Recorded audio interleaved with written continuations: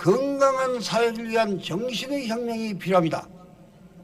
인간이 존중되고 정의가 최고의 가치로 강조되는 정신혁명 말입니다. 바르게 사는 사람이 성공하고 그러지 못한 사람은 실패하는 그런 사회가 반드시 이루어져야 합니다. 고통도 보람도 같이 나누고 기쁨도 함께 해야 합니다. 땀도 같이 흘리고 열매도 함께 거두어야 합니다. 저는 이러한 정신혁명과 바른 사회 구현에 모든 것을 바쳐 앞장서겠습니다. 마지막으로 당부하는 말씀까지 들어봤는데요. 제가 뭐 질문은 많지만 간략하게 조금 줄여서 보자면 당시에 뭐 복지나 문화에도 관심이 많으셨잖아요. 이번에 K민주주의라고 우리 2030 세대들의 정말 이 민주주의의 모습을 보면서 어떤 생각을 하셨을까 그런 생각도 좀 드는데 이런 문화 두 분은 어떻게 보셨습니까? 제가 뭐 좀 말씀을 드리면 저도 이제 그 탄핵 관련해 가지고 가결을 촉구하는 집회에 계속 몇 번 나갔었는데 네. 현장에 있으면서 확실하게 좀 제가 느꼈던 것은 결국 이런 힘은 대한민국 민주주의 역동성에서 오는 것이구나. 이렇게 문화란 것도 또 다른 어떤 사회 영역이란 것도 우리 사회의 공동체에 있는 그런 어떤 견고한 무의식 같은 거라고 할까요? 개인의 무의식이 아니라 그런 것 속에서 우리가 이미 뿌리 내려 있구나 생각을 참 많이 했었습니다. 그리고 저 역시도 80년대 청년으로 살았던 사람으로서 지금 청년들을 이해할 수 있는 새로운 아주 좋은 계기가 됐다 생각하고요. 네. 이들을 믿고 이들이 또 만들어질 새로운 사회에 대한 희망을 가지게 된 것도 역설적으로 굉장히 좋은 어떤 경험이었다고 생각이 들었었습니다. 그래서 김대중 대통령께서 일본에서 문화 개방을 할 때 한국은 일본과 중국 사이에 있지만 고유의 자기 문화를 가져왔다라는 오래된 전통에 대한 얘기를 하셨고 미래의 문화는 한국 민주주의가 가지고 있는 역동성이 너무 크기 때문에 반드시 우리가 새로운 문화를 만들어낼 것이기 때문에 일본 문화가 들어와서 우리가 일본 문화에 대해 가지고 뭐 이렇게 오염된다든지 혹은 또 우리 걸 잃어버리지 않을 거라는 자신감을 가지고 말씀하셨습니다. 근데 그 힘에는 대한민국의 민주주의의 역동성과 그 민주를 지켜나가는 국민의 믿음이 있다 생각하거든요. 그런 부분에 대해 가지고 다시 한번 확인하게 된 또 다른 측면, 이 현장에서 다시 체험했다는 것도 제 개인적으로 굉장히 기쁘고 또 소중한 성과로 좀 이렇게 같이 공유돼야 된다는 생각이 들었습니다. 네.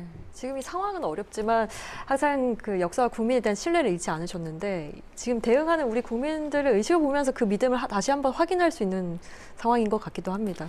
공 교수님 그렇죠. 어떻게 보셨어요? 그러니까 나이 든 어른들만 좀 약간 지체 현상을 겪고 있고 오히려 2030 이 세대, 김대중 대통령이 낳은 이 세대는 다른 이제 K민주주의에 대한 이 자부심을 가지고 있는 세대 같아요. 그러니까 이 K민주주의의 자부심의 핵심은 김대중 대통령은 이걸 이제 정신혁명이라는 표현도 쓰셨는데 이게 100년이 걸려도 완수가 아직 안 됩니다. 그러니까 100년 전에 갑오경장 이후에 특권 계급이 사라집니다.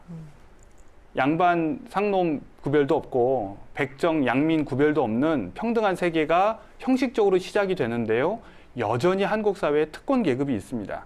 그래서 김대중 대통령은 고통도 보람도 같이 나누고 기쁨도 함께 해야 된다. 정확하게 이 공화주의 정신을 얘기하고 계시는 거거든요. 근데 여전히 왕정에 살고 있는 분들이 있어요. 그분들은 자기가 왕이라고 생각하는 것도 문제지만 또 그 왕을 섬기는 백성의 마인드를 가지고 사는 거죠.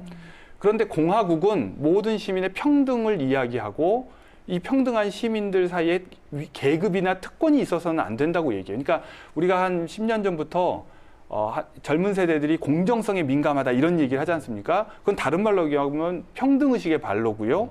그다음에 특권이 있어서는 안 된다고 하는 겁니다. 반칙이 있어서는 안 된다.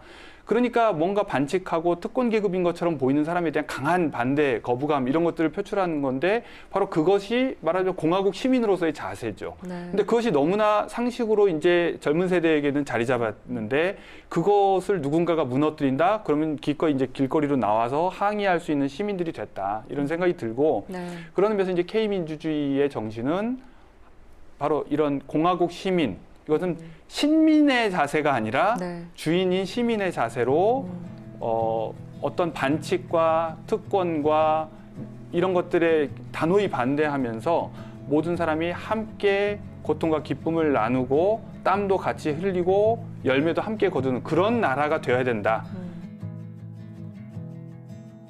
전 이것이 김대중 대통령이 뿌린 씨앗이고 네. 지금